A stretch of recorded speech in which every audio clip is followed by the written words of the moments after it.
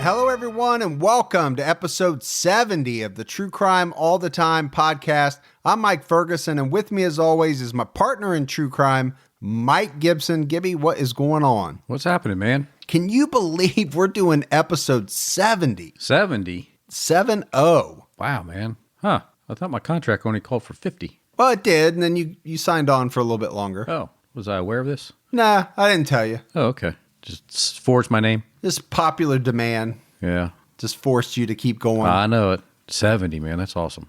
So how you been? I'm good, man. I'm always good. You are always good. I'm just good. Cold? Yeah, man. In the 20s. I can't frickin' believe. March Madness is here. It's almost upon us. Yeah. And it's like 26 degrees. I'm going to fly to my little island, man. Get warm. Dude, I win one of those Powerballs or that Mega Million. Yeah. To combine, they're like 700 some million bucks. Oh, what if I won them both? Sweet.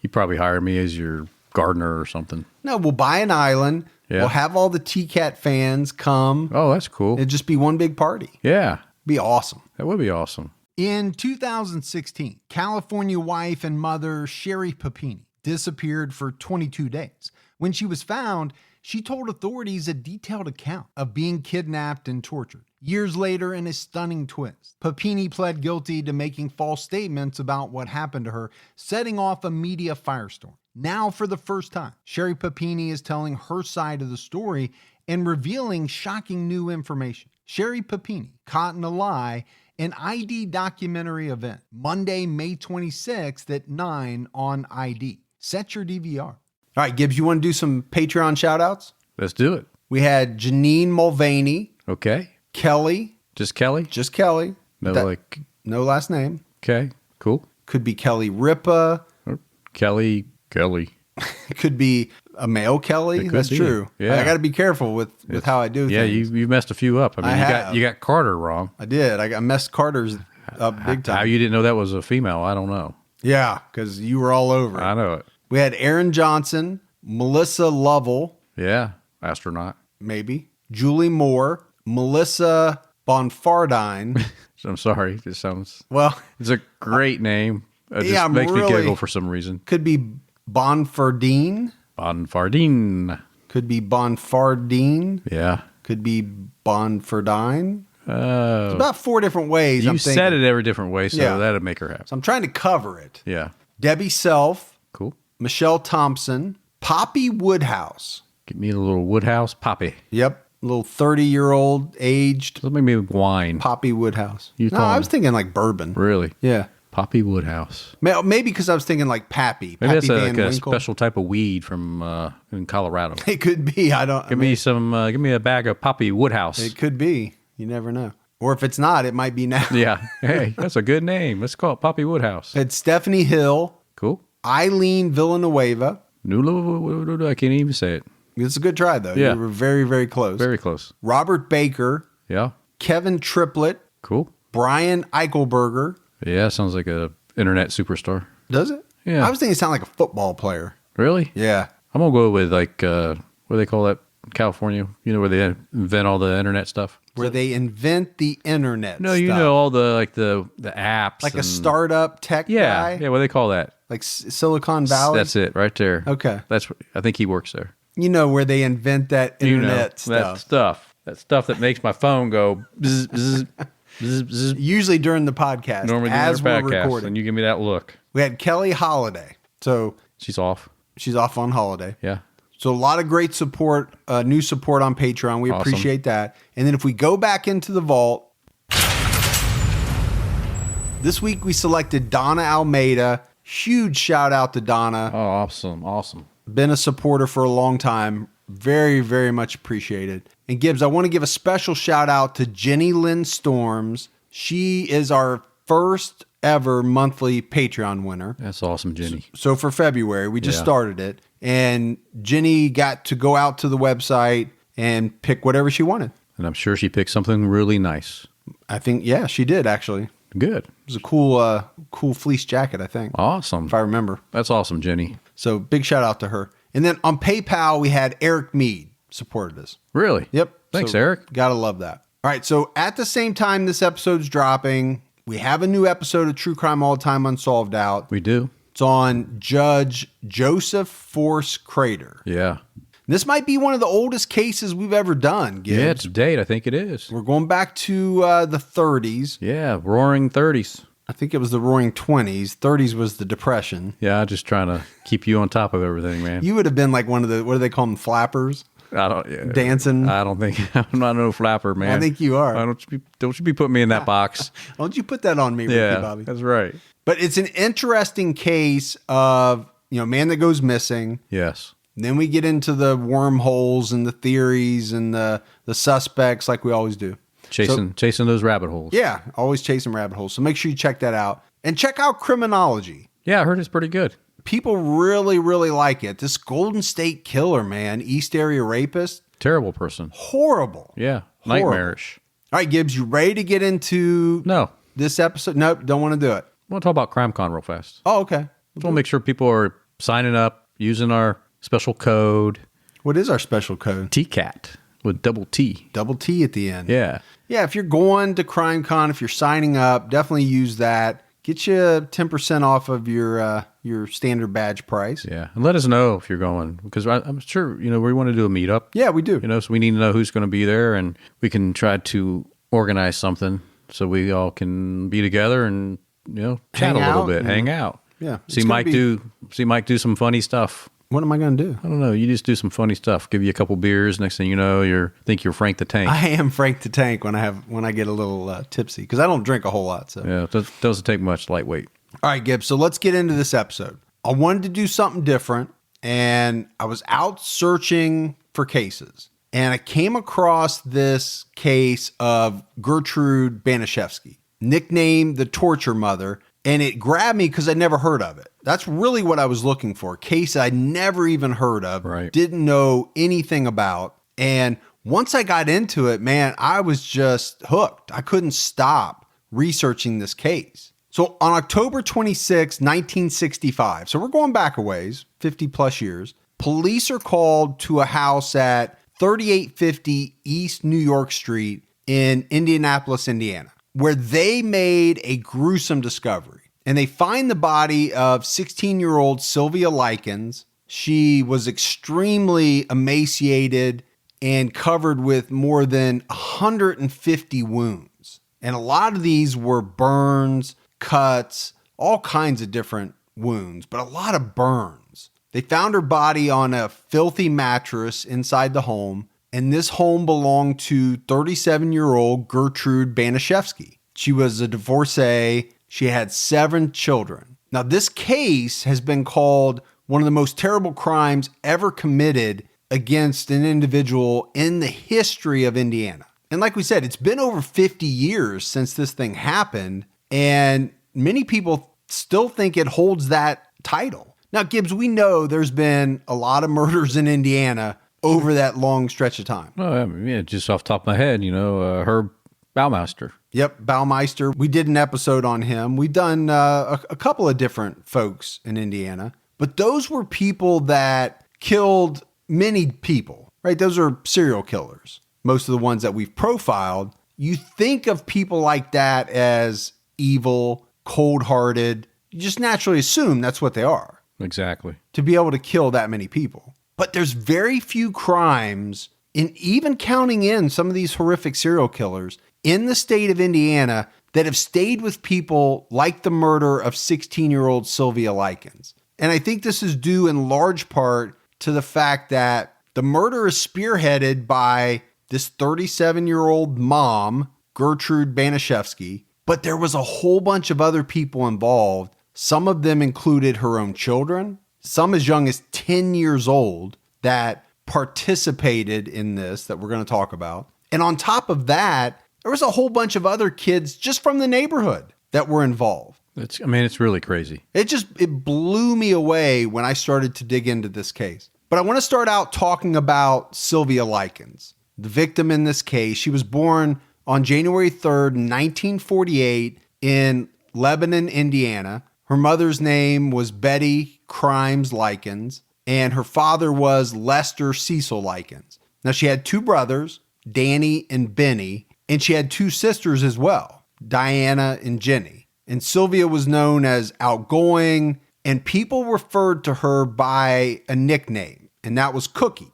Now, her sister Jenny was a year younger than Sylvia, and Jenny was kind of the opposite. She was shy, introverted, and she had a noticeable limp because she suffered from polio. Their father, Lester, had an 8th grade education, so he beat you, Gibbs, by 1 year. Oh, man.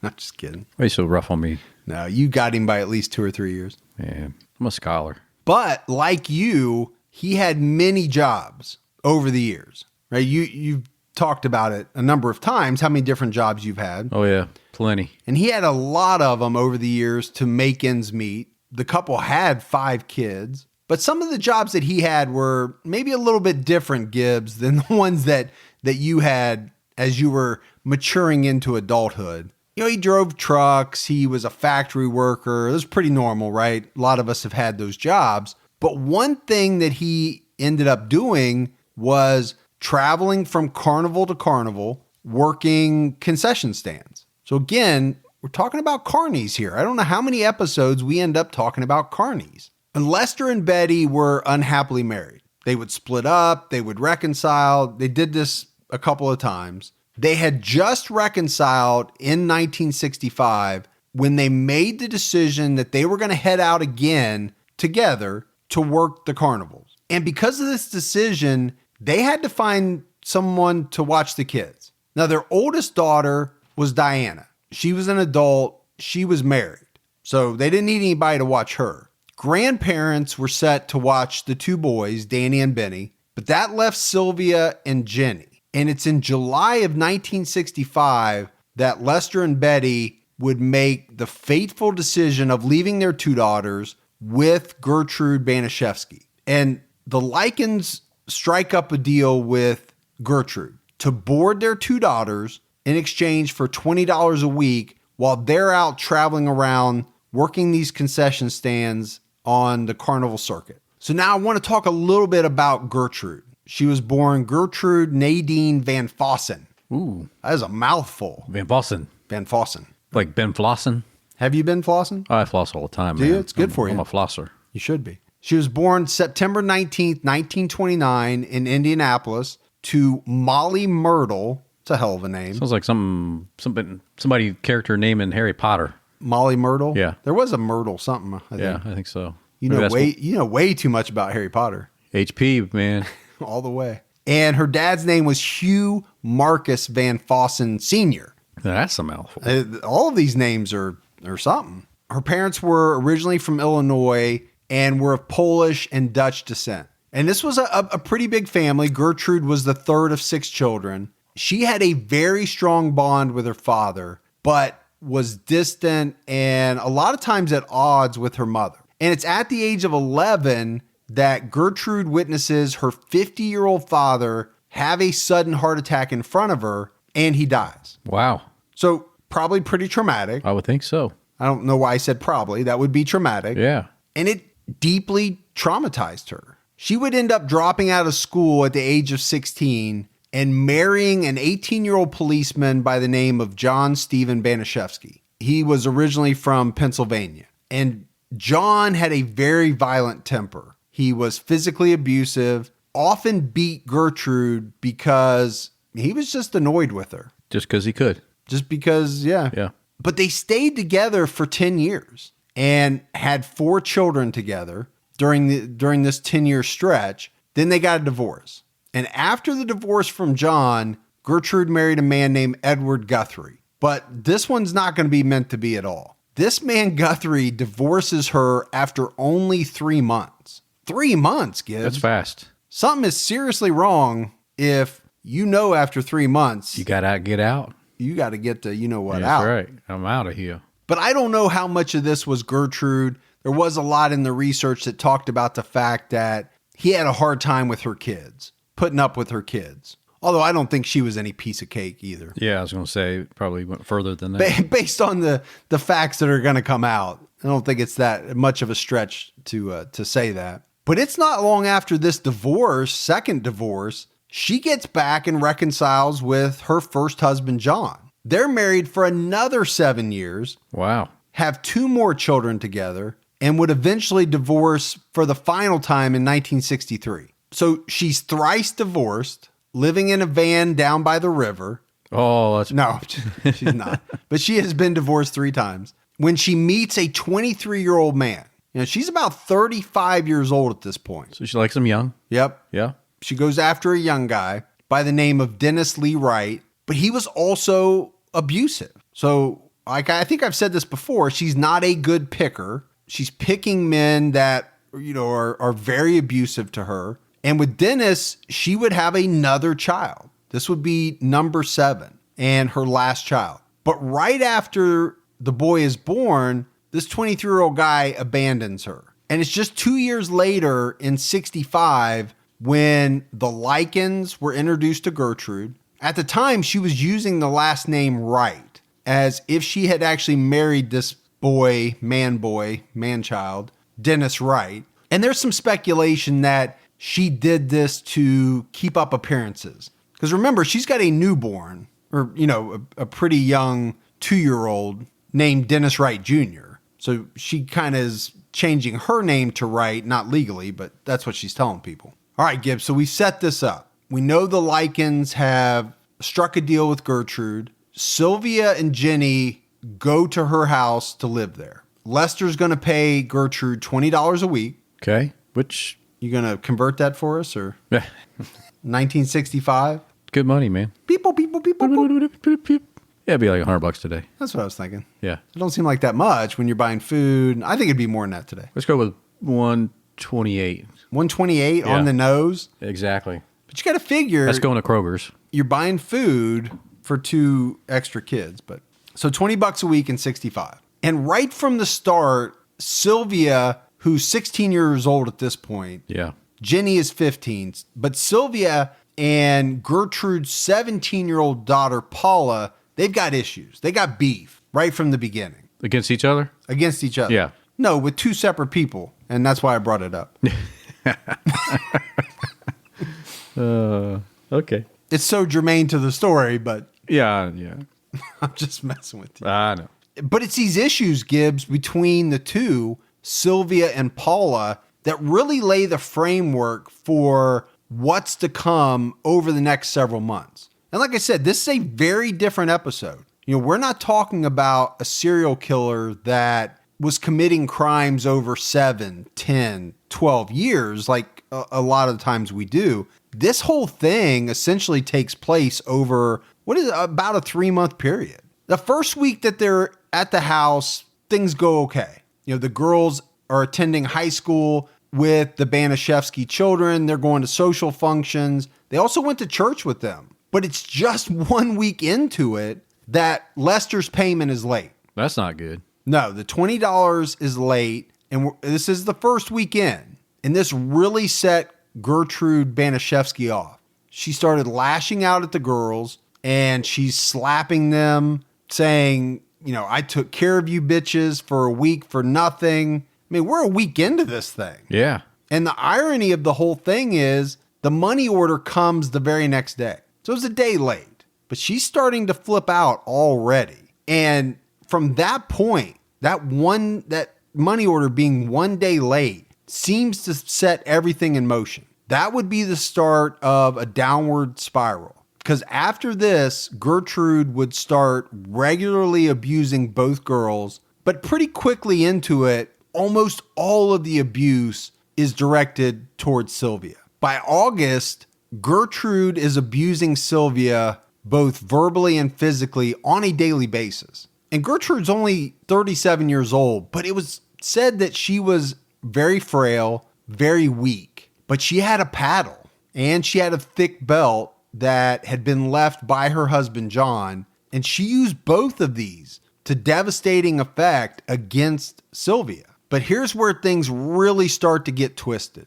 because at the times when Gertrude was feeling too weak to do the paddling or use the belt herself, she enlisted her 17-year-old daughter, Paula, to dole out the punishment. So she's basically handing over the paddle and or the belt to her daughter and saying, well, you do it. And Paula did. Now, Gertrude also would burn Sylvia with lit matches and cigarettes. And this is what I was talking about. When they find her body, there's so many burn marks on her. Yeah. Burn marks. There's going to be a lot of cigarette marks. And then she started allowing her children to beat Sylvia, to throw her down the stairs. I mean, this story is twisted as hell. Gertrude started accusing Sylvia of all kinds of things. And these would escalate from, they started off as like stealing candy to being pregnant. She accused her of being pregnant. And then she stepped up to accusing her of being a prostitute. Oh, man. And it was after this accusation that Sylvia was a prostitute, Gertrude started delivering like sermons about, the evilness of prostitutes and other types of loose women. And after these beatings and the sermons, Sylvia would be placed into a scalding hot bath because Gertrude thought that would cleanse her of her sins. And as we go on, Gibbs, I mean, everybody is going to feel for this poor girl. I mean, they abuse her. And that's why I said in the beginning, there are a lot of people that think this is one of the most heinous crimes ever committed in the state of Indiana. But one of the really strange things about this case is that at this point in time, both Sylvia and Jenny are leaving the house. They're going to school. As these beatings and this torture type behavior is happening. And it's at school, at the high school, that Gertrude gets it into her head that Sylvia was spreading rumors about her two kids, Paula and Stephanie, that they were prostitutes. Well, that's not the kind of rumor you want out there. No. And it's after this point of her thinking that Sylvia's talking bad about her daughters, things escalate very quickly. I mean, she brings in Stephanie's boyfriend, a boy by the name of Coy Hubbard, and other classmates. So we're talking about a bunch of other teenage boys into the home to beat up Sylvia. Just take turns beating her up. Man, what is wrong with them? These are children.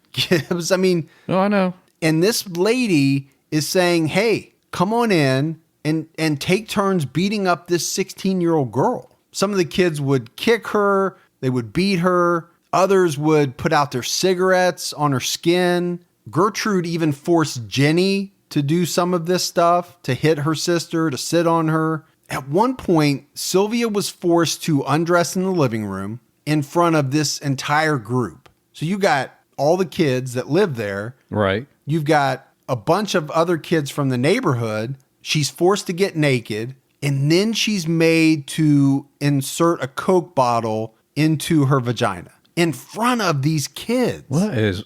I told you this one's twisted. But I want to go back to this important fact, and it's that both Sylvia and Jenny are leaving the house during this period of time. They're going to school. They had opportunities to alert someone, to tell them, hey, bad things are happening, but they didn't. And Jenny would later state that they were just too afraid. And the other thing that she would say is that they didn't believe that anyone in power would actually be able to do anything about the horrors that were going on in that house. Just think about that. I mean, you're sitting in like a classroom, knowing that when school's out, you're going home to this house of horrors, but yet you're too scared to tell anybody. I can't even imagine. It breaks your heart. Yeah, absolutely it does.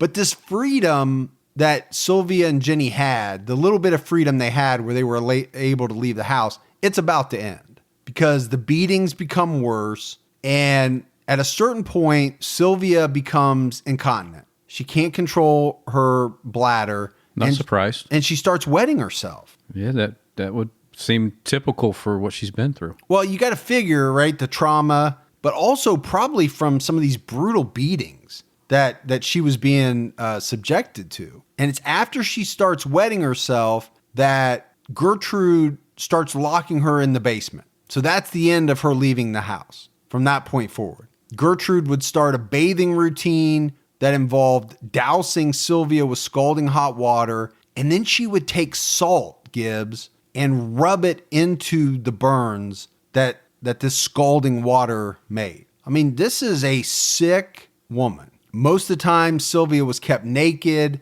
They hardly ever fed her. And oftentimes when they did feed her, it wasn't food. Gertrude and her 12-year-old son, John Jr., and we're going to talk more about these kids individually as we go. The two of them, and this is a 12-year-old, would make Sylvia eat her own feces. It's disgusting. So she's essentially being starved. She's dehydrated. They're not giving her really much to eat or drink. Her sister, Jenny, would later say that Sylvia was so dehydrated, she couldn't even cry.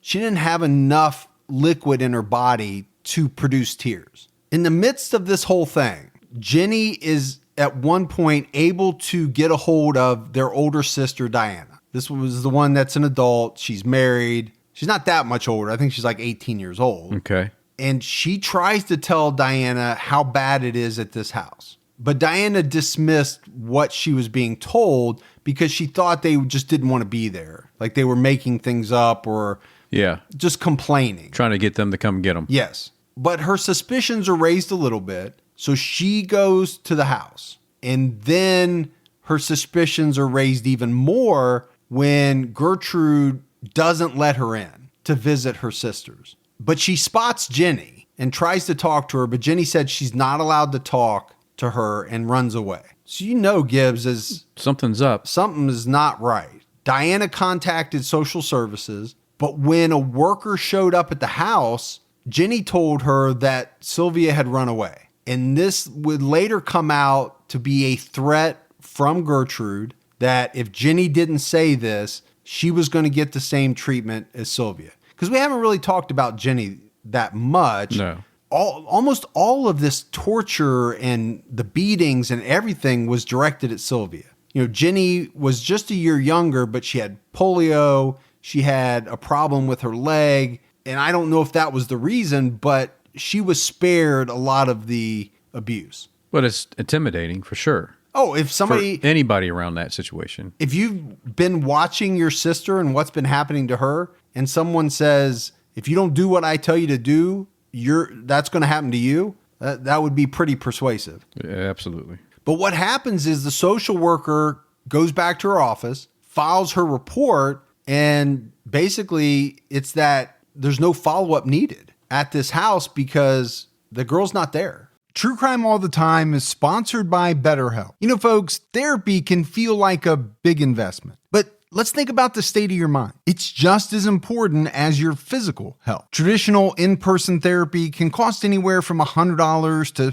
$250 per session, which adds up really fast. But with BetterHelp Online Therapy, you can save on average up to 50% per session. With BetterHelp, you pay a flat fee for weekly sessions, saving you big on cost and time. And you get quality care at a price that makes sense and can help you with anything from anxiety to everyday stress. Your mental health is worth it, and now it's within reach. I've used the BetterHelp service for years. And I love the fact that, I can connect with a therapist in a comfortable spot in my home on my laptop. With over 30,000 therapists, BetterHelp is the world's largest online therapy platform, having served over 5 million people globally. Your well-being is worth it. Visit BetterHelp.com/TCAT today to get 10% off your first month. That's BetterHelp, HELP.com/TCATT. Even the smallest step forward can make a big difference in your financial future. When you open a Chime checking account, you're one step closer to a better financial future with no maintenance fees, fee-free overdraft up to $200, or getting paid up to 2 days early with direct deposit. Making progress has never been easier. I think we've all been in that position where we've had an overdraft. Well, with Chime, you can overdraft up to $200 with no fees. That's amazing. And they have over 50,000 fee-free ATMs. Make progress towards a better financial future with Chime. Open your account in 2 minutes at chime.com/TCAT. That's chime.com/TCATT. Chime feels like progress. Banking services and debit card provided by the Bancorp Bank N.A. or Stride Bank N.A., members FDIC. Spot me eligibility requirements and overdraft limits apply. Fees apply at out-of-network ATMs. MyPay eligibility requirements apply. Credit limits range from $20 to $500. $2 fee applies to get funds instantly. Crime checking account required. Go to chime.com/disclosures for details. So we're up to October 21st. And like I said, Gibbs, all of this happens very quickly because we know Sylvia Likens dies in October. On October 21st, Gertrude has John Jr., her son, Coy Hubbard, who is the boyfriend of Stephanie, and Stephanie, the three of them, bring Sylvia up from the basement and she ties her to a bed. And the next morning, when Gertrude goes to check on Sylvia, she's wet the bed. And this sends Gertrude into a rage. I don't know what she was doing. She was testing to see whether or not she would wet the bed, maybe hoping she would wet the bed so she could unleash her anger. I don't know what this woman was thinking. I don't either, man. She's nuts. But she once again takes a Coke bottle and inserts it into this poor girl's vagina. And then she has her daughters, Marie and Shirley. All these kids, Gibbs, they're getting into this. She has them heat up a sewing needle with a lighter until it's glowing. And Gertrude would say to her daughters that Sylvia was a prostitute and she was proud of it, meaning Sylvia was proud of being a prostitute. Okay. So we'll just put it on her stomach. This is what she tells her kids. Then she turns to Sylvia and says, "You branded my daughters, so I'm going to brand you."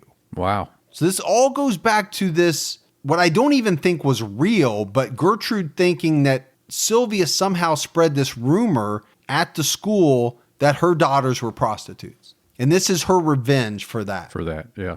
So Gertrude takes the sewing needle and she starts to carve the words, "I'm a prostitute and proud of it," into Sylvia's abdomen. That's a lot of carving. Well, she's not going to do it all. She starts it. Yeah. And then her youngest daughter, Shirley, carves the number 3 onto Sylvia as well. And it's thought that it wasn't supposed to be a 3. It was supposed to be an S for slut or slave or something like that. Yeah. And this young girl got it backwards. Just wasn't very smart. I don't know if she was very smart, but she's the youngest girl. But it just shows you how involved all of these kids are. And I say all, not all, because one of the baby's like 2 years old. Right. Obviously, he's not involved. Right. There's another kid that we're going to talk about that's pretty young as well. He's not involved. But I said Gertrude started it, but she wouldn't finish. She brings in another kid, just a neighborhood boy,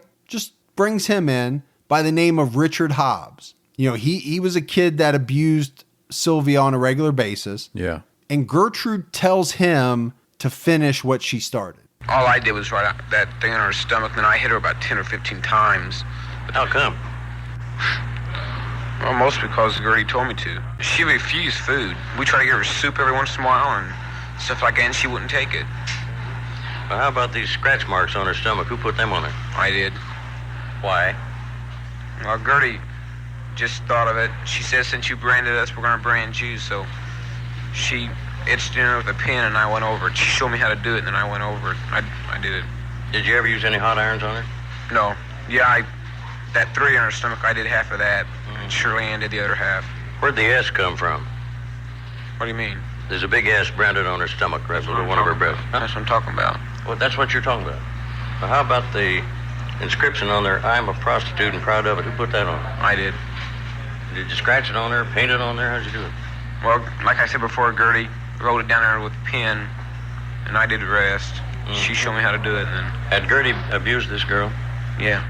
So that's Richard Hobbs talking about what he had done, Gibbs. But in the beginning there, he acted like all I did was like I just did this. Like, what's the big deal? And then I hit her 15 times. That's all I did. Yeah, I just hit her 15 times, really. And then goes into the branding her and all of that. Yeah. He sounded like there was nothing wrong with what he did. Just what I did because Gertie told me to. Gertie said. We're going to talk about this as we go on. You know, obviously she had the major influence. But how could these kids go along? I mean, not only her own kids, right? Just neighborhood kids. At one point, don't you check yourself? I mean, really, you can't check yourself and say before you wreck yourself. Yeah, before you wreck yourself, because you're saying something's not right here. This is not right. What I'm doing is not right. Why am I coming back here and doing this? And why I'm not going somewhere and telling somebody about this? And I think this is what got to me so much. This wasn't just one kid or two. We're talking about a large number of kids, all essentially agreeing, signing on to be torturers. Yeah, a little gang of torturers. And you can hear it, no remorse after the fact. Now, just before her death, a day or two, Gertrude woke Sylvia up and demanded that she write a letter to her parents, indicating that she had run away. Because I think at this point, Gertrude was starting to panic. Sylvia was on the verge of death. She was afraid she was going to die. She needed something to cover up what had been going on. And Gertrude would dictate to Sylvia exactly what to write. And the letter starts out, "Dear Mr. and Mrs. Likens," which I thought was very odd. That is odd. What kind of kid writes a letter to their parents and says, "Mr. and Mrs. Likens"? No kid that I would know. But it goes on to say, "I went with a gang of boys in the middle of the night, and they said they would pay me if I would give them something. So I got in the car, and they all got what they wanted. And when they got finished, they beat me up and left sores on my face and all over my body. They also put on my stomach, 'I am a prostitute and proud of it.' I have done just about everything that I could just to make Gertie mad and cause Gertie more money than she's got. I've tore up a new mattress and peed on it. I have also cost Gertie doctor bills that she really can't pay and made Gertie a nervous wreck and all of her kids." This is what she makes this girl write, trying to cover up what she's done, what her kids have done, what the neighborhood kids have done. But just like I talked about, Gibbs, what kid would open up with that, greeting? What kid is going to write a letter basically admitting to doing a whole bunch of bad things? There's no kid that's going to write a letter calling their parents Mr. and Mrs. and then talk about having sex and for money. Yeah, they're just not going to do it. I mean, it's crazy. Not willingly, at least. Yeah. And obviously, we know she didn't do these things. Right. But even if she had, she's not going to write a letter to her parents saying this. When Sylvia finally finished the letter, Gertrude began formulating a plan. And she was going to have John Jr. and Coy Hubbard take Sylvia to a nearby garbage dump and leave her there to die. That was her plan. But Sylvia overheard her talking about it with, some of the kids and other people, and she tries to escape. She tries to run out of the front door, but Gertie's able to stop her. And you have to imagine the shape that this girl is in at this point. There's no track star. She doesn't have the strength to get away from anyone. And the fact that she was even able to attempt it is probably amazing. Gertie grabs her, throws her back down into the basement, basically throws her down the steps and locks the door. There was an incident that occurred where Gertrude was attempting to hit Sylvia with the paddle in the basement, but apparently she made a very strange swing and it missed, came back, hit her right in the eye. It's not justice, but got something out of it. Got something. But what this did is it caused Coy Hubbard to step in, and he beat Sylvia unconscious with a broomstick. So remember, Coy Hubbard is the boyfriend of Stephanie, one of the daughters. So on October 26, 1965, Gertrude told the children that she was going to give Sylvia a bath. She had Stephanie and Richard Hobbs bring her up from the basement and put her in the bathtub fully clothed. But when they get her upstairs, they notice that she's pale white and she's not breathing. And it was actually Stephanie, Gertrude's daughter, that attempted to resuscitate her, gave her mouth to mouth. But then pretty quickly, she tells Richard Hobbs to go and call the police. Hobbs went to a nearby telephone and called the police. And he gives them the address 3850 East New York Street. And then he hangs up. And when police get to the Baniszewski house, Gertrude immediately hands them the letter. This letter that she had forced Sylvia to write a few days earlier. And this is when Jenny Likens, seeing that the police are there, suddenly comes forward and says, "Get me out of here and I'll tell you everything." Well, I'll come in and she come up from the basement, and we noticed she's cold and everything, so we carried her upstairs, give her a warm bath and artificial respiration. When she stopped breathing, we gave her a warm bath, and then she stopped breathing. And so I gave her artificial respiration for about 10 minutes, and then I went and called the police. So that's our buddy Richard Hobbs again. Now, in there, he says that he gave her mouth-to-mouth for 10 minutes. He's trying to be the good guy now, huh? Yeah, and most of the research that I read, Gibbs, it was the daughter that attempted the mouth-to-mouth. But maybe he did as well. I don't know. But again, listen to this guy talk. He was part of this. Mm-hmm. He contributed to what happened to Sylvia Likens, and he's just talking like you and I sit around shooting the shit. Yeah. It amazes me. I went up and made myself a peanut butter sandwich. And then we noticed she wasn't breathing. So I put my peanut butter sandwich down, went over and kind of pushed on her a little bit to see if she was okay. I don't get it. So the police get a statement from Jenny Likens, and you know that had to blow them away. So they have this statement combined with this gruesome discovery of Sylvia's body, and they really didn't need much more evidence than that. They arrested Gertrude, her daughters Paula and Stephanie, her son John Jr.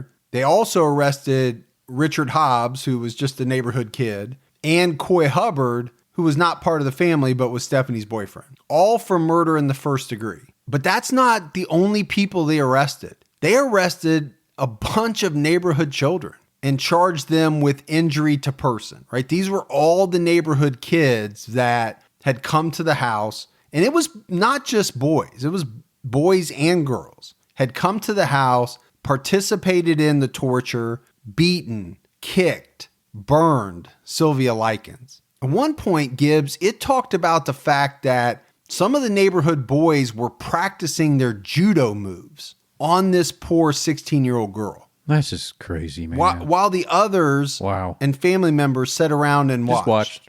Oh, yeah. Good throw there. Good punch there. Yeah, it boggles, right? So Gertrude, her kids, Hobbs, and Hubbard, they're all held without bail, awaiting their trials. When they did the full examination of Sylvia's body, it revealed over 100 cigarette burns to her body. 100. 100, man. That poor girl. She suffered tremendously. They found, lots of bruising. She had muscle and nerve damage. Because don't forget, she had been thrown down the stairs a number of times. And she had bitten through her lips. Yeah, how hard that would be to bite through your lips. Yeah, to the point where they were nearly severed, both lips. So between the tumbles down the stairs and the punches and all of that, the examination revealed that her vaginal cavity was swollen shut. Which just kills me, man, because what they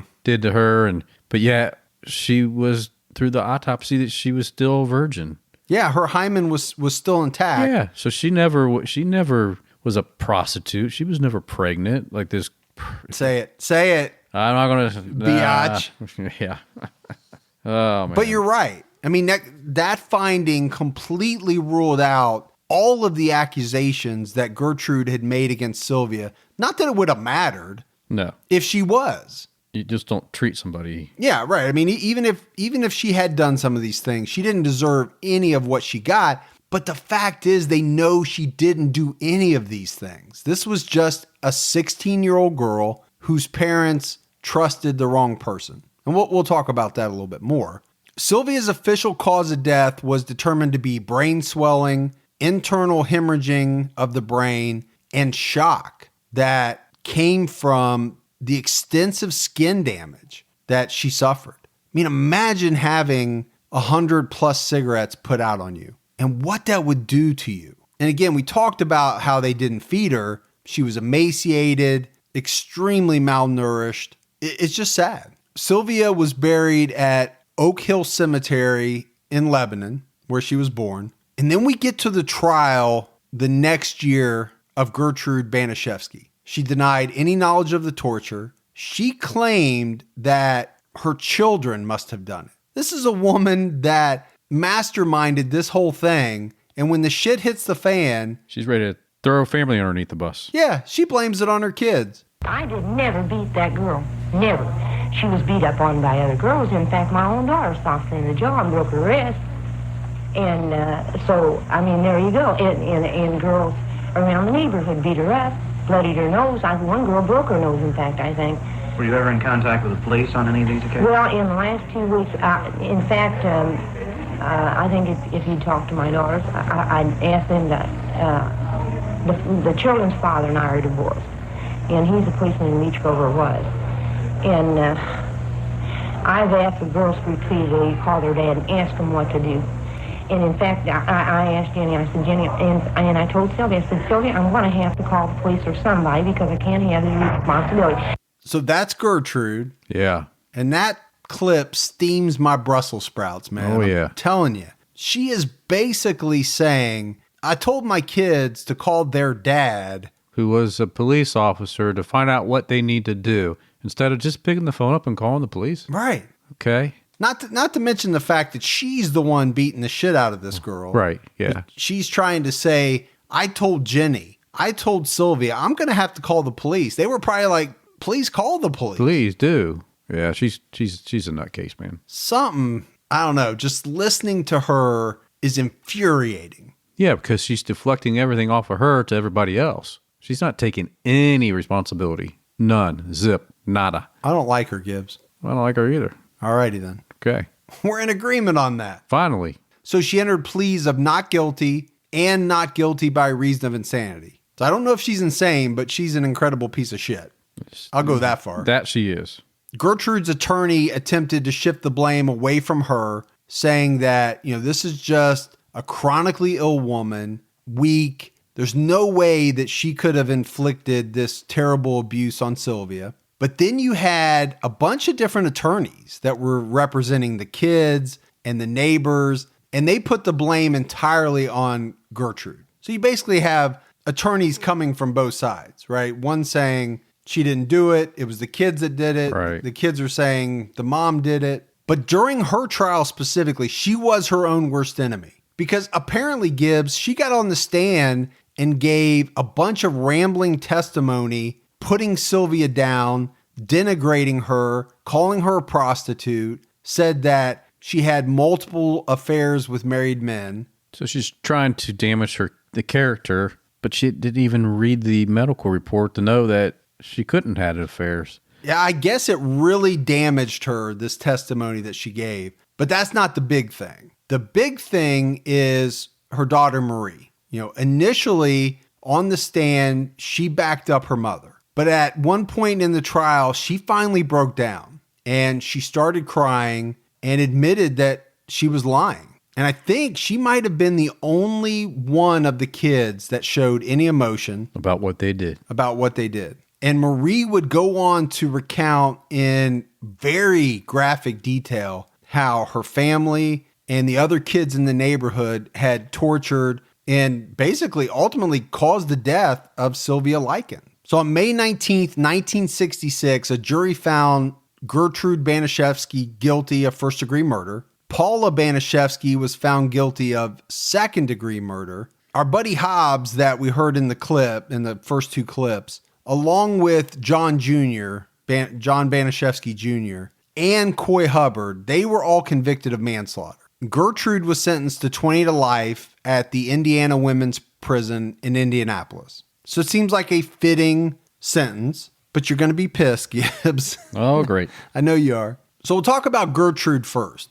She's in prison, and over the next 14 years, apparently she became a model prisoner. She was working in the sewing shop. It was said that she was like a mother to some of the younger female inmates, which I find that very hard to believe. Right. She wasn't a mother to her own kids. She sure as hell wasn't a motherly figure to Sylvia and Jenny Likens. But in prison, she earned the nickname Mom. That's what the other women prisoners called her. And then Gertrude comes up for parole in 1985. And this caused a firestorm in the state of Indiana. People couldn't believe that they were thinking about paroling this woman after everything that she had done. You had Jenny Likens and her family appearing on television. You had a lot of people speaking out against Gertrude. There was all kinds of groups. There was a Protect the Innocent, Society's League Against Molestation. They traveled in from other states to Indiana to speak out against this woman being paroled. There were people picketing the sidewalks. And apparently, Gibbs, they were able to get 40,000 signatures from citizens of Indiana. Wow. Demanding that the governor step in and do something to keep this woman in prison. But it didn't work. She was granted parole. The parole board voted in favor of her release 3-2. So I guess there's only 5 people on the board, but 3 people thought she had done her time, paid for this crime. And during one of the hearings, Baniszewski herself would say, I'm not sure what role I had in it because I was on drugs. And she said she never even really knew Sylvia Likens, but somehow she took full responsibility for what happened to her and said, I wish I could undo it, but I can't, and I'm sorry. I'm just asking for mercy and nothing else. And after the parole board made their decision, one of the members came out and said, the bottom line is you cannot bring somebody who is dead and gone back to life. And I wouldn't be a member of the board if I didn't believe people can change. So how many episodes, Gibbs, we talk about rehabilitation? Oh, I know. Lately, a lot. Now, this is not a woman that killed 25 people. It's the way that she did this. It's the torture. It is. Involving her children. Yeah, getting other people into it, influencing them to do your dirty work. That's why I said there's just something about this murder, this crime that, even 50 plus years later, especially in the state of Indiana, it sticks with people. Yeah, I can't imagine this ever disappearing in people's mind. So Gertrude Baniszewski walked out of prison on December 4th, 1985. She traveled to Iowa, changed her name to Nadine Van Fossen. More than 20 years after she entered the Indiana Women's Prison, convicted murderess Gertrude Baniszewski walked out as Nadine Van Fossen. She had her name changed legally even before the first parole granted her by the Indiana Parole Board and ruled invalid by Superior Court Judge Michael Dugan. Before leaving, Ms. Van Fossen made a final plea. I just wish, people would please forgive me. I can't undo anything. I know that the Lord has forgiven me. I have my peace inside, but I still have to live with this every day. And it's terrible. You just don't know what it does. Many people in the community have not forgiven Gertrude Baniszewski. While she visited with reporters before driving away, a car drove by on the street outside the prison, and the passenger yelled, "Shoot that bitch." Her eyes darted toward the sound with a look of pain or fear easily read in them. Shoot that bitch. I love that part. I'm there with you. I love those old newscaster voices. Mm-hmm. There's just something about them. Kind of like my voice. Yeah. In today's news. Two cousins went on a rampage. In Illinois. Now, the one thing that you heard him talk about that I didn't mention was there was a parole hearing initially where they said that she could get out, but it was done behind closed doors and it was invalidated. Apparently it was against the law because it wasn't open to the public. I didn't really talk about it, but since he brought it up, I figured I better do a little clarification there. Yeah, I think that's good. But it doesn't, it didn't really matter because she got let out, I guess, was my thinking. But Gertrude died in Iowa from lung cancer on June 16th, 1990. She was 60 years old. Oh, how about that? So she wasn't out all that long before she died. But I go back to that clip of her talking, Gibbs, and she says, I have to live with this. You can't imagine how hard it is. Cry me a frickin' river. Yeah, really? Think about Jenny. And Sylvia. Has to live through that. Right. Sylvia that's not here, but had to live through the torture and her family. Put her through. Yeah, oh man. There's something about this thing. It really gets to me. You know, my wife and I do a lot of shopping online, and we always use Rakuten. Rakuten is the smartest way to save money when you shop because you earn cash back at over 3,500 stores. We're talking fashion, beauty, electronics, home essentials, travel, dining, concert tickets, and more. Your favorite stores like Macy's, Nike, Sephora, Dyson, and Lowe's. And that's just to name a few. Pay Rakuten to send them shoppers. And Rakuten then passes on a part of that payment to its members as cashback. Cashback is deposited directly into your PayPal account, or Rakuten can send you a check. You can even maximize your savings by stacking cash back on top of other deals, like store sales and coupons. You're already shopping at your favorite stores. Why not save while you're doing it? It really is a no-brainer. Membership is free, and it's easy to sign up. Get the Rakuten app now and join the 17 million members who are already saving. Cashback rates change daily. See Rakuten.com for details. That's Rakuten.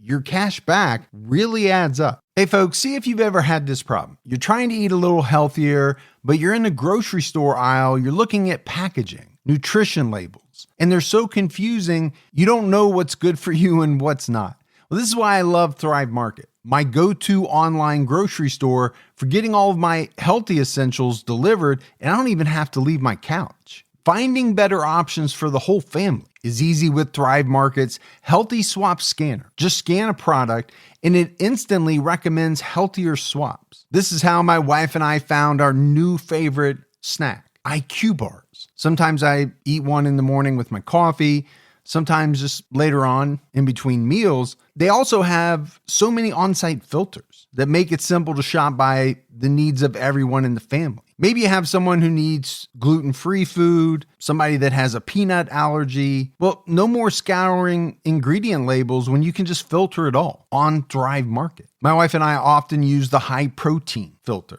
to stock up on things like Sieti chips. Ready to make the switch? Go to thrivemarket.com/TCAT for 30% off your first order, plus a free $60 gift.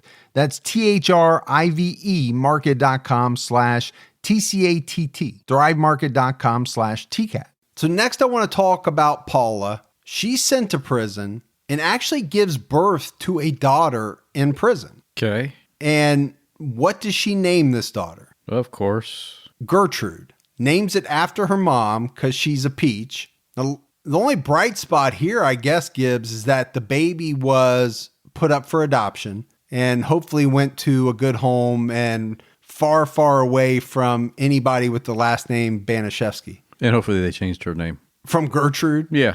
Yeah, hopefully. Nothing against Gertrude's. No. Just something against this one in particular. Yeah. So she goes into prison, 65, 66 time frame. In 1971, she makes 2 different attempts to escape. But despite that, she's paroled the next year in March of 72. So she does probably, 6 years, maybe? Yeah. And then she's released completely by 74. So she's paroled and then completely released by 74. Now, she changes her name as well to Paula Pace and manages to stay out of the spotlight, pretty much unknown, all the way up until 2012, when she's discovered to be living in a small Iowa town called Marshalltown, and she's working for the school system in a neighboring town called Conrad. She had 2 grown sons. Now, she wasn't charged with anything because she hadn't done anything. Apparently, she had lived a pretty clean life, I guess, after getting out, but she was fired from her job for putting false information on her application. She didn't disclose, this information that would have caused a school system not to hire her. But since that point, she's basically slipped off the radar again and kind of went back into hiding. And then we get to Stephanie Baniszewski. She was the second oldest. She was 15 at the time that the crime occurred. And although she admitted to participating in some of the abuse, she was 15, so she got a special trial. Eventually, all the charges were dropped against her because I think she did give some evidence to authorities about her family being involved. So she helped out the officials. Yeah. Yeah. And again, she was 15 years old. So she changed her name like seemingly everyone else. She got married. She had children, became a teacher, and apparently she lives in Florida. But she has to live with that every day if she's still alive. Yeah. Which I assume she is, but... Yeah, who knows? I don't know if that would be an easy thing to live with. I think it'd be very difficult. I believe it would be. Especially the older you get, right? At 15, you might make some bad decisions. You might be coerced by your mother, whatever the situation is. You get to be 40 years old and start looking back on some of the things that you might have done. Yeah. That might be pretty tough on the old psyche. Yeah, on the conscience there. Yeah. Then we talk about John Baniszewski Jr. He was only 12 years old, but like we talked about, he was a pretty active participant in what happened to Sylvia Likens. He was convicted of manslaughter, and he became the Indiana State Reformatory's youngest inmate. He served 2 years in total at the reformatory, got out, changed his name, apparently drifted around, and then all of a sudden found religion that he would later say helped him see how bad the things that he had done were. Now, he is one of the only members of the Baniszewski clan to come out publicly and really show remorse for what he did. That's good. No, it is good. He really hasn't made much of an attempt to hide it. Although he did change his name, but he's openly talked about it publicly. I mean, at 12, you should know right from wrong. I agree with that. But you do have the influence of your mother, and siblings pressing down on you. So yeah, it's a really tough case to judge. I agree with you. I think all of these people involved, whether they were 12, 15, whatever, I think they had to have known what they were doing was wrong. But you do have to factor in probably what was an immense amount of pressure coming from older siblings, the mother, all of that. But I guess this, John would eventually become a minister. He was a real estate agent, married, 3 children. He died of cancer in 2005. He was only 52 years old. So a lot of the people in this family died very young. That's what happens when you mess around with something you shouldn't be messing around with. Well, technically, I guess you could call it karma. I think it is. And then you had Marie. She was only 11 years old at the time that this happened. And she was the one that we talked about, cried on the stand, testified against her family, no charges brought against her. And I think she still lives in Indiana. Yeah, I'm guessing like 64-ish years old, maybe 63 years old. Yeah, in some early to mid 60s probably. Yeah. And then you had Shirley. Shirley was the youngest of the family to participate in the torture. 10 years old at the time that this happened. Now, I don't know how much she participated, but she was never charged as a 10-year-old for anything. You have 2 more kids that we have to talk about. James, he was only 8 years old. He wasn't arrested. He wasn't called to testify, but there are allegations that he possibly could have played a role in some of the things that took place as an 8-year-old. But there's not a lot out there about him at all. And then, of course, the youngest was Dennis, and he was like a couple of years old. But after what happened, he was placed in foster care, later adopted by a family. They changed his name, but he died as well. He died in 2012 in California. So again, Gibbs, I don't know if it's bad genes or what, but I think the Baniszewskis, they died. I think somebody's trying to even things out a little bit. Well, I'm pretty sure they died of natural causes, but... Did they? Now I got to talk about Coy Hubbard, neighborhood kid. We talked about him being Stephanie's boyfriend. He was a very active participant in the torture of Sylvia Likens. He's one of the people that used her as a practice dummy, for the lack of a better term, for, this judo that everybody was apparently doing. So we're talking about, kicks, punches, judo flips. If you've ever seen somebody do judo, Gibbs, I know you're an expert practitioner. Part of my MMA. Of the martial arts. You got to know that stuff when you do MMA. But Coy was also one of the individuals that routinely pushed her down the basement stairs. He was convicted of manslaughter, but only served 2 years before being released. But what's strange about Coy Hubbard is he never changed his name. Unlike a lot of the other people involved in this case, he didn't feel like he needed to. And it was said that he stayed, after he was released, stayed in the Indianapolis area for most of his adult life. So he didn't change his name, stayed in the same area, but he would be tried for murder in 1982 for 2 men, but would end up being acquitted. And he died of a heart attack in June of 2007 in Indiana. Karma. More karma? Yeah. But 2007, and we'll talk about it in a minute, a little bit more maybe, but that was the year that a movie came out called An American Crime. And it was a movie about this Sylvia Likens case. And it's just very odd to me that the year that this movie comes out, this man dies of a heart attack. Yeah. Was that coincidence? I think not. Or was that stress? Was that guilt? I don't know. It could be guilt, fear. And then you have Richard Hobbs. We heard from Richard a couple times. Sure as hell didn't sound like he was too sorry for what he had done, at least on the interviews that we heard, that we played. Just a neighborhood kid who was very involved in torturing Sylvia. He is the boy that, carved the words into her stomach with the needle. He was convicted of manslaughter, only served 2 years in the Indiana State Reformatory. And I guess, Gibbs, these were kids still.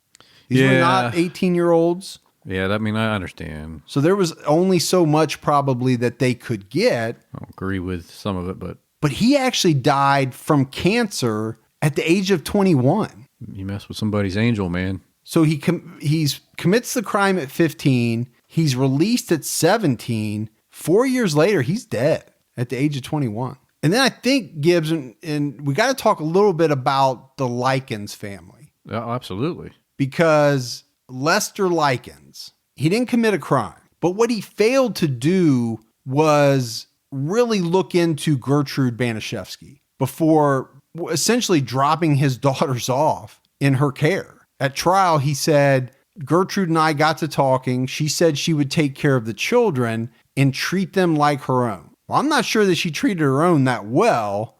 Not like that. But the problem that I have with this is that he actually visited the Baniszewski house on at least 2 occasions. And the last time he was there was reportedly October 5th, which is just a few weeks before Sylvia would die. So, I have a problem with that. I do too. It's just, that's not right, man. You don't check your daughter. You don't see. You don't pull her aside, grab your 2 daughters and have a private conversation with them. I don't even think he would have had to have done that, Gibbs. She would, at this point, by October, she was being tortured regularly. I don't see how he could have visited and even taken one look at her and not known something was very, very wrong. I just don't understand that. Yeah, most people can tell. I can look at my kids and I know if they're not feeling good, right? Let alone look at my kids and see, the not eating, the weight loss, the look that you have when you're dehydrated. What about the bruising? The bruises, the burns, But apparently the problem was he never really made it past the living room. So I don't know if Gertrude was able to corral him there and keep him away from the other parts of the house. Because it's one thing we talked about it a little bit, but this house was filthy. It was a mess. Well, he was a traveling carny. So what are you saying? What's a mess to some people might not have been a mess to him, or? Yeah, I don't know. I'm not saying that. Are you saying carnies have different standards than the rest of us? What are you saying? What I'm saying is when you're on the road and that lifestyle, you live a little bit different than you do when you have a house. So, maybe a little mess here and there, boxes all over the place, and we're going to lose our whole carny audience. Well, you're right. Probably will. Sorry about that, carnies. I know. I just like saying the word carny. You get that one person, Gibbs, that one carny. That one. Damn it, Gibby. They're not going to listen anymore. I can't believe you just did that. I'm not going to ever listen. I'm Team Fergie now. Now, it's probably not a big surprise that Lester and Betty Likens would divorce, and Lester would die in 2013. He lived a pretty long life. He was 86 years old, and he died in California. Yeah, you got to think about that all his life. But he did. I guarantee it. He would have such remorse, not just over losing his daughter, but the fact of thinking back about could he have done something about it? Yeah. Should he have done something about it? Yeah, I think every day you'd wake up thinking to the time you went to bed I'm again. surprised he lived to be 86. You'd think something like that would just eat you up inside. Yeah. And I say he lived to be 86. It might not have been a great 86. You know what I'm saying? Racked with that kind of guilt. It might not. He probably didn't have a great life. Could have been a tormented soul, man. That's what I'm saying. Now, when you talk about Betty Likens, of course she was devastated. She did take the stand at trial, gave very short responses.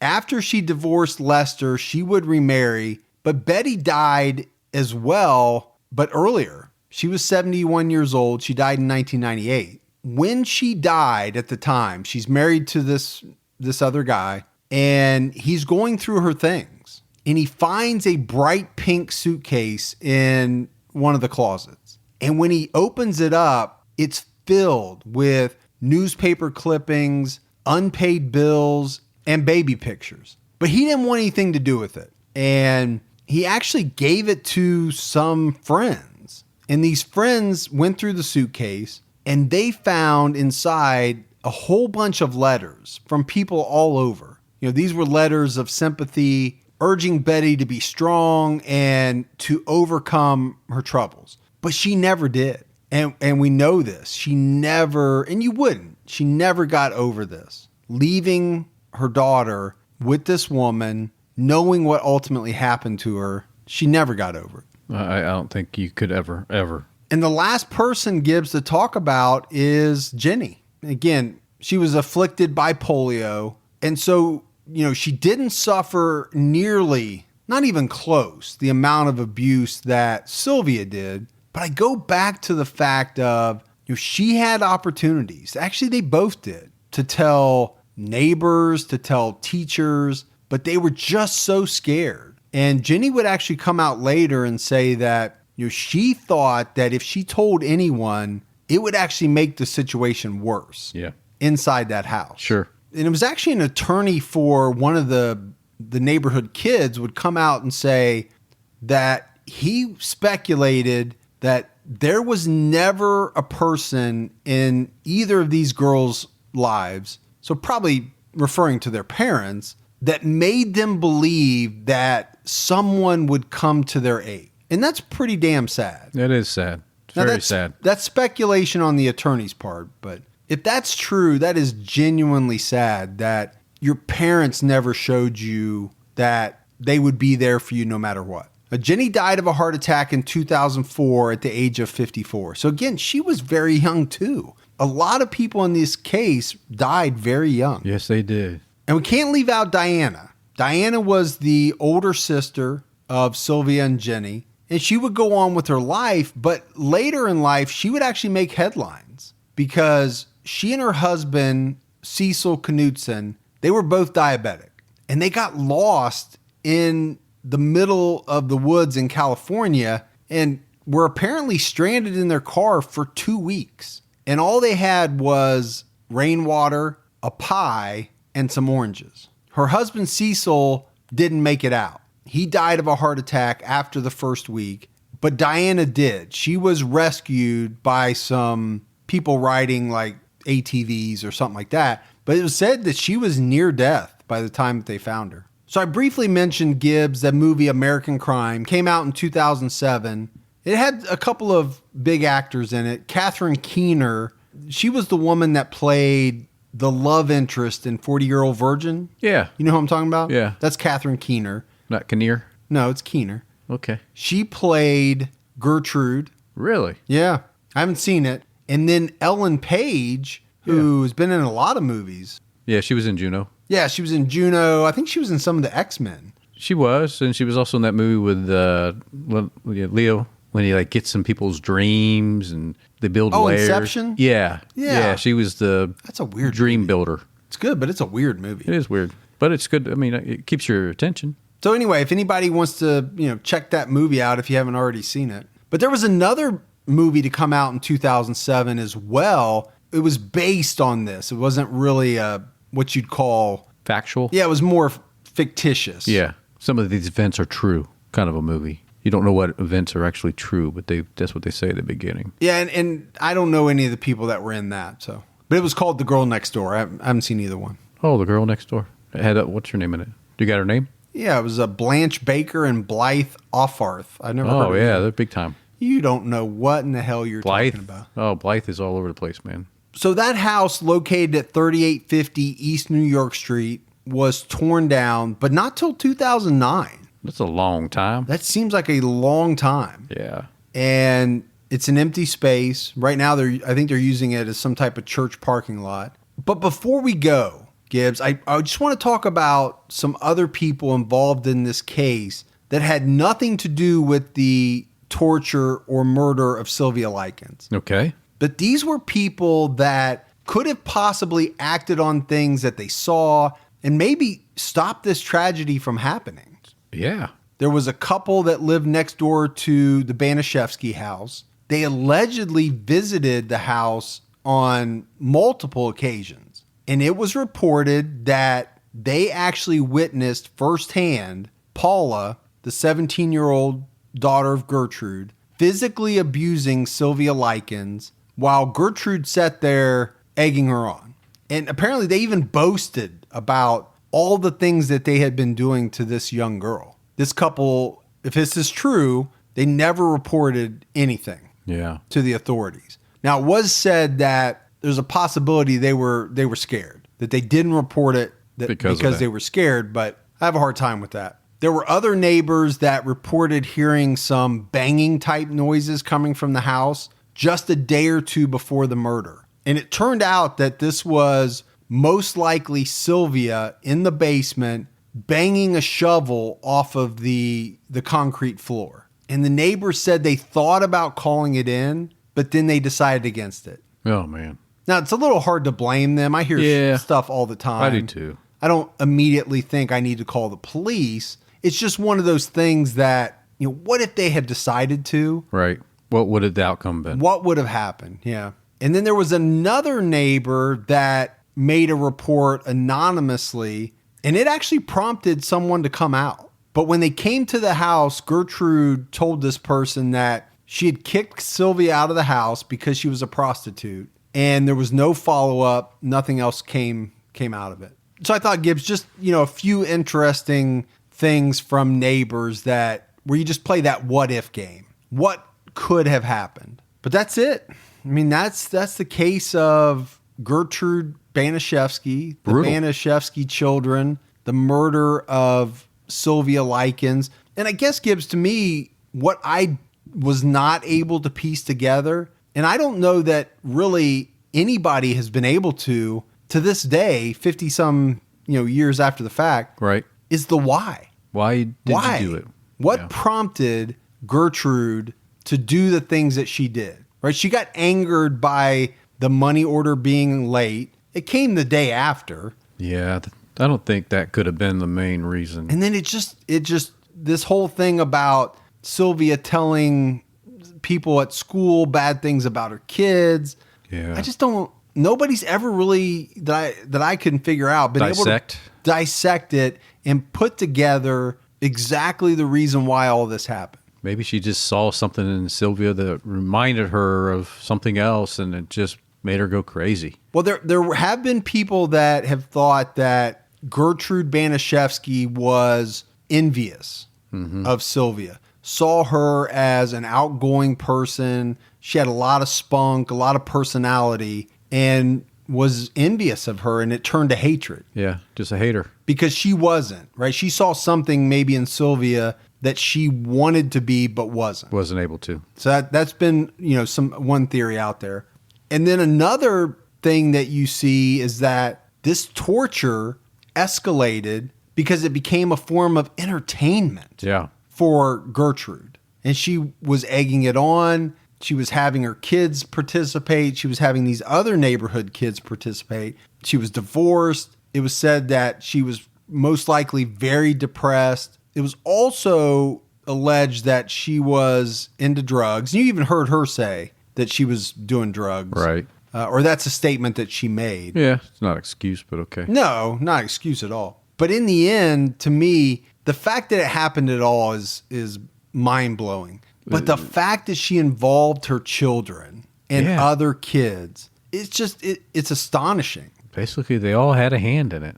But the question I have to ask you is, would they have? Would any of these kids, whether they were part of the Baniszewski family or the other neighborhood kids, Hobbs and Hubbard and whoever, would they have done any of this had it not been for Gertrude? And I'm thinking no. No, I think she had a big influence on people. And I don't know what her, I don't know what's the word I want to use, not charisma, but she had something somehow that she was able to win these kids over and get them to do anything she asked. But also, is it that you have an adult figure essentially saying, it's okay. It's okay to do these terrible things. At a certain age, you know what's right and wrong without even needing to be told, right? You can feel if something's not right to do. And if you don't act on that, then, I don't know what to tell you. Yeah, I definitely get what you're saying. But there is a part of me that wonders, would any of these kids have done any part of this? Or maybe not all of them, but I think there might be one or two that would have. I think there were a couple that were just bad apples anyway. Yeah. It's a rough case, no matter how you look at it. It is. So let's go to something cheery. You want to do voicemails? Well, if they're cheery. They might be. Hello, guys. It's Karan from Orlando, Florida, calling in, letting you know that I love your show. And there are two cases that I don't know if you did or what, but one is about a man named Arthur Shawcross.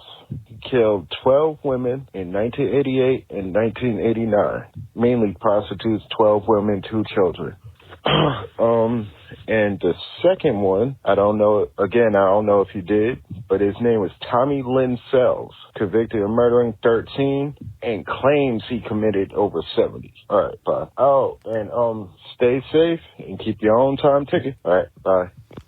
Man, Gibbs, Karan is in such luck. I know it. Because we did both of those. Just slide on back a few episodes and you're fine. Arthur was 2 episodes long. And horrible. And Tommy Lynn Sells was a bad one too. When you listen to Arthur, make sure you get yourself a big old sandwich and eat that while you're listening, because you're going to be hungry. Whew. I think back on those two, man. They were rough. Yeah, they really were. They were 2 of the roughest, I think, that we've definitely messed up. But check them out. Yep, definitely. Hi, Mike and Gibby. This is Rachel calling from Alberta, Canada. Just wanted to say I've been a listener for a long time, and I love your podcast. I listen to it every week. I look forward to new episodes every week. Something that really made me laugh a few weeks ago was the episode when, I can't remember which one, but you were talking about a woman with the last name Dick. And Mike, you were talking about you used to know someone named Anita Dick. And that reminds me of my French class in elementary school. Our French teacher was named, we called her Madame, but her last name was Dick. So Madame Dick. Anyways, love the show, guys. Keep it up. Stay safe and keep your own time ticking. Bye. My damn dick. That one cracked me up, Gibbs. I don't know how you and I would just be sitting in class going the whole time going, my damn dick. My damn dick. My damn dick. My damn I need you. I need you here. Thanks, Rachel. Hello, my name is Lori. I'm calling from Abilene, Texas. I was hearing your podcast of the one that happened in South Padre Island. I just want to tell you I was part of that when growing up, and I lived in that area. And y'all got your information right down to the. Do appreciate it. Y'all do a great job. So keep the podcast going, and I do thank you for all y'all's hard work. And have a great day. Bye. All right, love that. Yeah, great. Thanks, Lori. She's going back a little bit. Yeah. That's the Adolfo Costanzo and Sarah Aldrete case. Yeah, yep. I remember that. South Padre going over into Mexico. Yeah. Now, she said she was a part of it. I'm hoping part of the scene. I'm hoping what she meant is she lived down there at the time. Yeah. I know Lori's not saying she was a part of the actual case, right, or the actual goings on. Yeah, the happenings. The happenings. Hi, Mike and Gibby. It's Samantha. I know how people are always offering you guys suggestions for new episodes. Well, that's actually kind of how I started talking to you in the first place. So instead of me giving you guys a great idea for a true crime all the time, definitely won't be an unsolved one. I'm not going to give you the idea, A, because I'm going to do it myself, and B, it has absolutely nothing to do with true crime. It does, however, have something to do with you and Gibby, and it's going to be awesome. Now, I'm not suggesting you have to play this as an episode. Consider it a gift from me to you, because it's going to take me a little bit of time, but it's going to be worth it. Okay, just wanted to say hi and keep up the good work, and keep your own time ticking. I don't know about you, Gibbs, but I am very intrigued by what this will be. Is it going to be a love story? Between me and you? Yeah, I don't think so. We'll say no on that. No on that. But some other type of story? Is it going to be like what happened to those podcasters? They were found on the side of the road. She said it wouldn't be true crime related. That's true. Huh. Maybe it's something we can, maybe it's our very own like hunt-a-killer type. Maybe I'll just sit back and relax and let it happen. Yeah. You better be careful about that. But no, that's true. Yep. It's intriguing. It's intriguing. All right. Well, that is it for another episode of True Crime All the Time. So for Mike and Gibby, stay safe and keep your own time ticking.